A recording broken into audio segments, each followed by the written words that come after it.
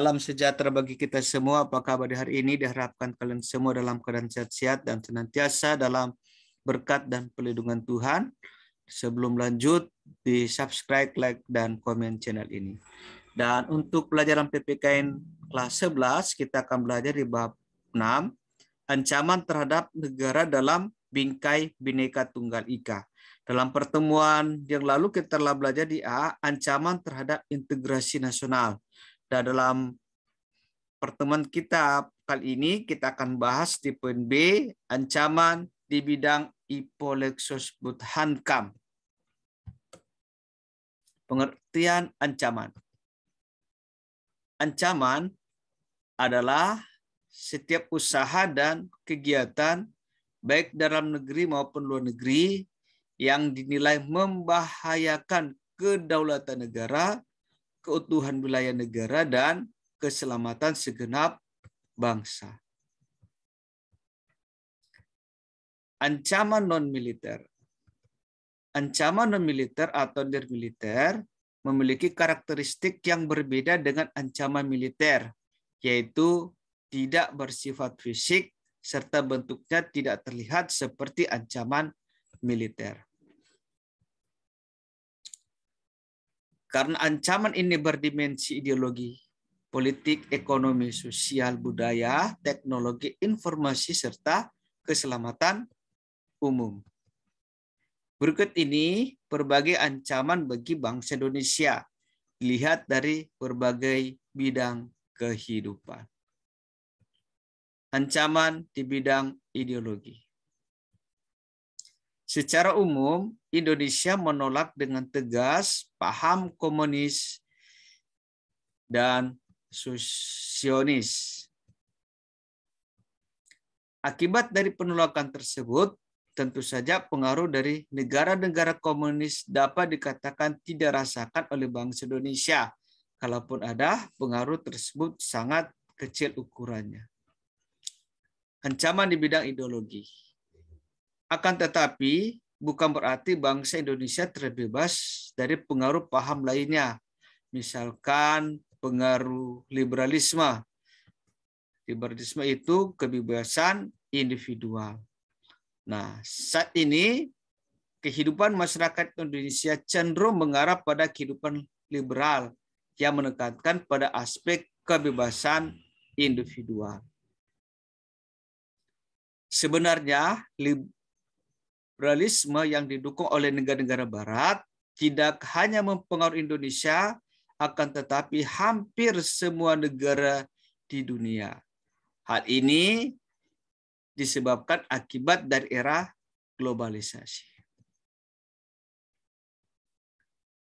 Ya, globalisasi ternyata mampu meyakinkan masyarakat Indonesia bahwa liberalisme dapat membawa manusia ke arah kemajuan dan kemakmuran.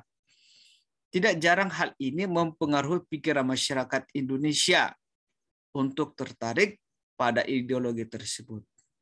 Pada umumnya, pengaruh yang diambil justru yang negatif.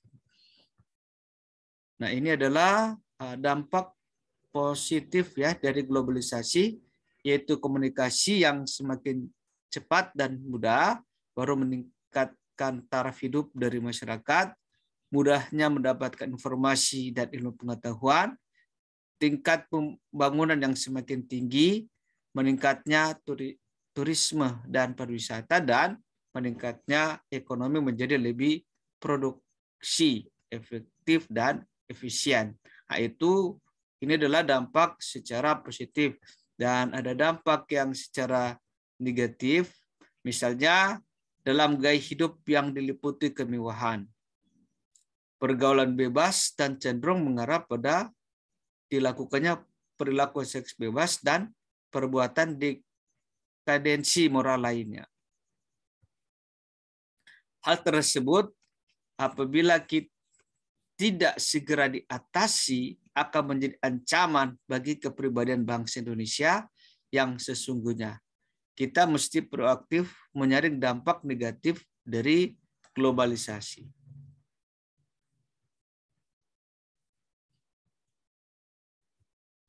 ancaman di bidang politik. Ancaman di bidang politik terbagi atas dua, yaitu ancaman dari luar negeri dan dalam negeri. Dari luar negeri, ancaman di bidang politik dilakukan oleh suatu negara dengan melakukan tekanan politik terhadap Indonesia, intimidasi, provokasi, atau blokade politik merupakan bentuk ancaman politik yang seringkali digunakan oleh pihak-pihak lain untuk menekan negara lain. Dalam negeri, ancaman di bidang politik dalam negeri dapat berupa penggunaan kekuatan berupa pengerahan massa untuk menumbangkan suatu pemerintahan yang berkuasa atau menggalang kekuatan politik untuk melemahkan kekuasaan pemerintah. Separatisme juga merupakan bentuk lain dari ancaman politik dalam negeri. Sebagai bentuk ancaman politik, separatisme dapat menempuh pola perjuangan politik tanpa senjata dan perjuangan bersenjata sering ditempuh untuk menarik simpati masyarakat internasional. Hal ini membuktikan bahwa ancaman di bidang politik memiliki tingkat risiko yang besar yang dapat mengancam kedaulatan, keutuhan, dan keselamatan bangsa. Ancaman di bidang ekonomi. Pada saat ini, ekonomi suatu negara tidak bisa berdiri sendiri. Hal tersebut merupakan bukti nyata dari pengaruh globalisasi.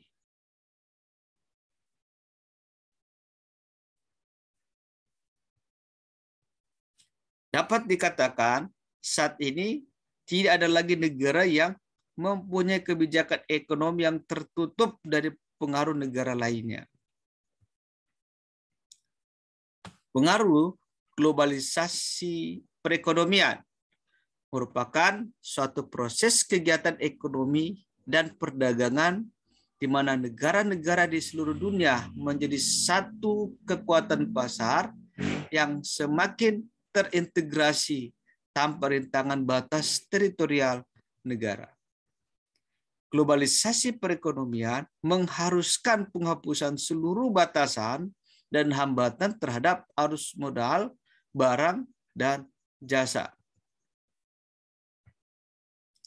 Ketika globalisasi ekonomi terjadi, batas-batas suatu negara akan menjadi kabur dan keterkaitan antar ekonomi nasional dengan perekonomian internasional akan semakin erat. Globalisasi perekonomian di satu pihak akan membuka peluang pasar produksi dari dalam negeri ke pasar internasional secara kompetitif. Sebaliknya, juga membuka peluang masuknya produk-produk global ke dalam pasar domestik.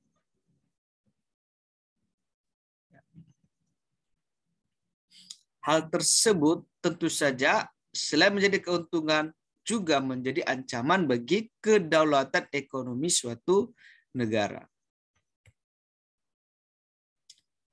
Ancaman kedaulatan Indonesia dalam bidang ekonomi diantaranya adalah sebagai berikut. Ancaman kedaulatan Indonesia dalam bidang ekonomi diantaranya sebagai berikut. Yang pertama ini adalah Indonesia akan kedatangan oleh barang-barang dari luar dengan adanya perdagangan bebas. Hal ini mengakibatkan semakin terdesaknya barang-barang lokal, terutama yang tradisional, karena kalah bersaing dengan barang-barang dari luar negeri. Perekonomian negara kita akan dikuasai oleh pihak asing. Seiring dengan semakin mudahnya orang asing menanamkan modal di Indonesia, pada akhirnya mereka dapat menekan pemerintah atau bangsa kita. Dengan demikian, bangsa kita akan dijajah secara ekonomi oleh negara investor. persaingan bebas akan menimbulkan adanya pelaku ekonomi yang kalah dan menang.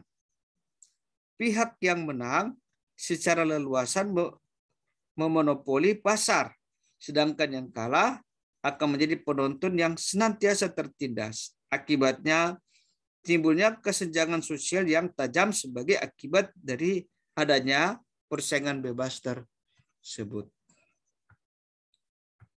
Yang keempat, sektor-sektor ekonomi rakyat yang diberikan subsidi semakin berkurang. Nah, ini juga ketika semakin berkurang, nah kalau kita melihat di sini, koperasi juga semakin sulit berkembang. Dan untuk penyerapan tenaga kerja dengan pola padat karya semakin ditinggalkan sehingga angka pengangguran dan kemiskinan susah dikendalikan. Yang memperburuk prospek pertumbuhan ekonomi jangka panjang. Ancaman di bidang sosial budaya.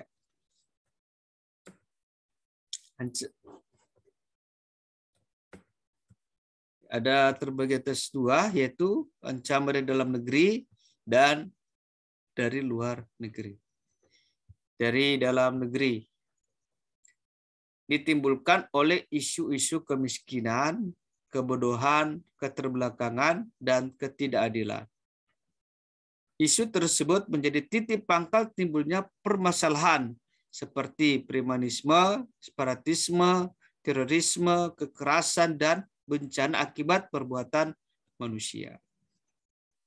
Isu tersebut akan mengancam persatuan dan kesatuan bangsa, nasionalisme, dan patriotisme. Dari luar negeri timbul sebagai akibat dari pengaruh negatif globalisasi.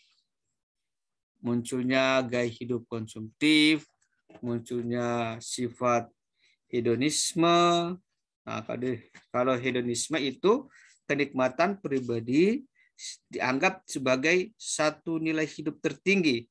Hal ini membuat manusia suka memaksakan diri untuk mencapai kepuasan dan kenikmatan pribadi tersebut, meskipun harus melanggar norma-norma yang berlaku di masyarakat. Nah, kalau gaya hidup konsumtif itu di mana dia akan selalu mengkonsumsi barang-barang dari luar negeri.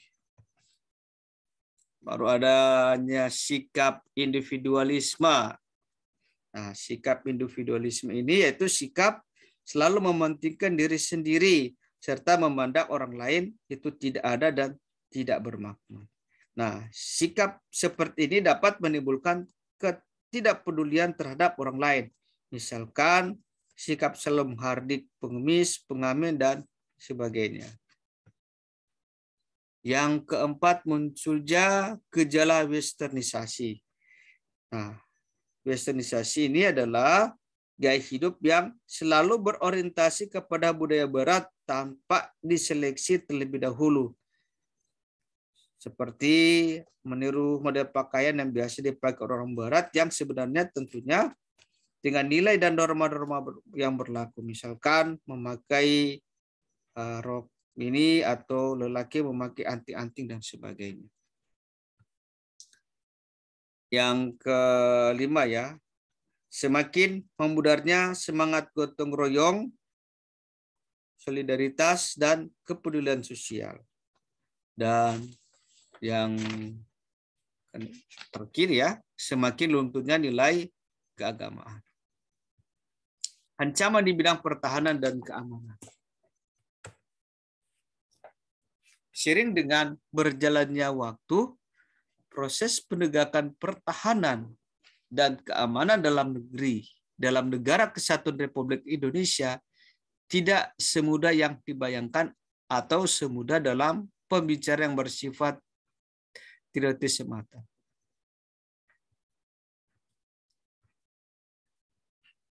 Masih adanya masalah teror dan konflik SARA yang terjadi pada suatu wilayah memiliki tujuan yang sama, yaitu tidak ingin bangsa Indonesia hidup damai dan tentram. Oleh karena itu, lemahnya penerapan dan penegakan hukum dan keadilan harus terus ditingkatkan. Semakin bermunculnya masalah satu wilayah, mengakibatkan hilangnya tingkat kewibawahan hukum dan kemerosotan wibawa para penegaknya. Dengan demikian, kita harus mengantisipasi ancaman sedini mungkin di bidang pertahanan dan keamanan, baik secara militer maupun non-militer. Oke, terima kasih. Demikianlah materi kita sudah selesai. Tetap semangat belajar. Tuhan memberkati kita semua.